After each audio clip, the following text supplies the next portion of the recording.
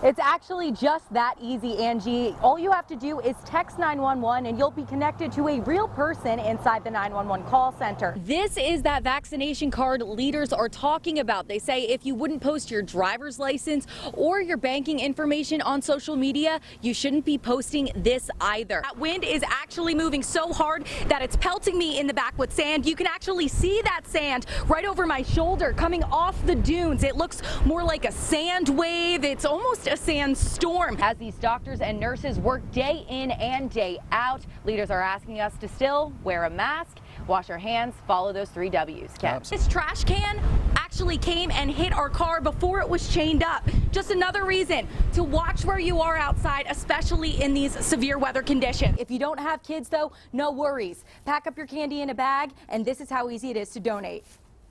Boom. Done. 159 boats were offshore today.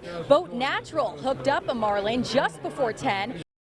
For the first time since 2019, Americans are enjoying Father's Day weekend with fewer coronavirus restrictions. I know we had a wonderful lunch yesterday outdoors. It was beautiful yesterday. Beautiful. Can people expect to do the same today? Day in the sports world involves the NBA with games going on throughout the day. At 9 on your side, though, we focus on ECU basketball. After a 2-month delay because of the coronavirus, the 63rd annual Grammy Awards will take place tonight right here on WNCT. President Biden taking a victory lap after signing the COVID-19 relief package into law. He hosted a celebration with House and Senate Democrats. Ken, the Carteret County Sheriff's Office was able to track Murphy using GPS in his cell phone. That led them to Paradise Lane, where the standoff occurred right behind me. Carteret County deputies, Moorhead City Police, EMS, and State Highway Patrol were all on scene negotiating with Murphy to exit his vehicle. Sheriff Asa Buck tells 9 on your side that he was armed with an AK-47 and lots of ammo. All 5 lanes on Highway 24 were blocked off for 3 hours for the public safety. Murphy, who is 35 from Gloucester, was wanted for numerous warrants, including habitual felon, carrying a concealed weapon, and drug charges. The standoff ended with Murphy taking the gun to himself. We got EMS up there as quickly as we could, transported him to the hospital. As of this time, we've been notified that he has passed away. Sheriff Buck says the 2 that exited the vehicle do not have charges against them. His death is being ruled a suicide. All lanes on Highway 24 are back open. WNCT did follow this standoff in its entirety. To see the full timeline, head to WNCT.com. On your sides, Kayla Schmidt joins us now live from Onslow County with more on what we know about the murder. Kayla. Ken, the Onslow County 911 Operations Center got a call this morning around 6:15 from a woman saying that her roommate had been shot in their home right back here. A single gunshot wound killed the 36-year-old victim, Juan Lopez. Somebody called me and he said my brother, something wrong with my brother. The shooting occurred at 266 Gregory Fork Road in the Richlands area. Deputies, detectives, and crime scene investigators responded and located the victim dead. The witness identified the shooting suspect as her ex-boyfriend. The former boyfriend reportedly broke into the home and was confronted by the victim before shooting him. I said, why? Well, what's wrong? Magdalena Lopez is the victim's sister. She said she just spoke to him yesterday. She says it is a quieter area and never expected to find her brother dead. So I come in, and when I see a lot of police here and I ask what happened, I want to go inside.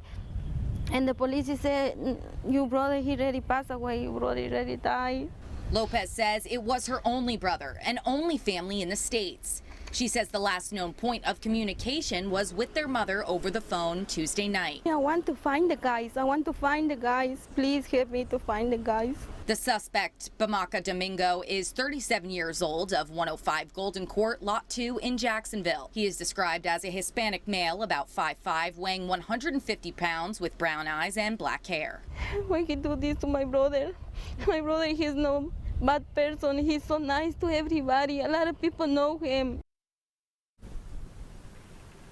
The suspect is currently wanted on 1 count of open murder. Onslow County Sheriff Hans Miller tells 9 on your side that they do have leads, but if you know anything, to contact your local law enforcement. struggling personally with anxiety and with the community backlash. Amber Franks and her family are still waiting for the moment police arrest the killer of their sister, Jenna Franks. If it doesn't hurt someone else, they shouldn't worry about who they're with and the love that they have for other people. Jenna Franks was born male, but as she grew into adulthood, began self-identifying as a woman. In February, she was murdered. Her body found in a stream off Ellis Boulevard in Jacksonville. Her autopsy report shows she was beaten and stabbed prior to her death. Frank's family is still struggling with their loss. They say when something is posted on social media, it is painful for them to read the responses. It's whenever a news station does a story, there's just so many people commenting these like hateful things, saying the media is shoving this down their face. No, trying to make you aware that was murdered, and we would like someone to help out. The organization ONSLOW LGBTQ+ Community Center says the trauma the family and Jenna suffered is still common in the community. As a trans woman, I'm afraid going out in public. My children are afraid for me to go out in public. LILLITH Campos is a health and wellness coordinator at the LGBTQ Center. She says she continues to endure transphobic slurs here in Eastern North Carolina. Well, maybe she's not a real woman, is what they like to call us. This is going to have a huge snowball effect if we don't get in front of this and stop all this anti-hate. King Street, I think, I used to always say it's the best street in town. Now I think it's the best street in the world. They call themselves the Queens of King Street. Some of us are a little more tacky. So we get together and it all works out great. They're a group of ladies and one man who treat their road like it's Bourbon Street in New Orleans, with touches of Mardi Gras gold.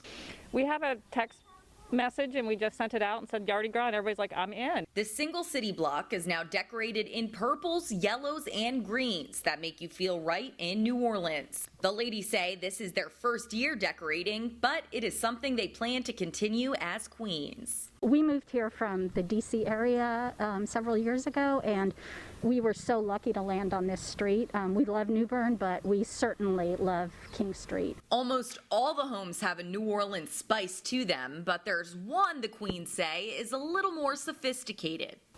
Let the good times roll. Steve Cockridge is a local artist who works with area theater groups. He used his craft to bring a personal touch to the decor. We don't hide the crazy around here. We parade it down King Street. You heard it from the Queens and King themselves. Their displays will be up until February 18th. Hear from a bunch of these queens at my online originals piece on WNCT.com, or come take a look at this decor for yourself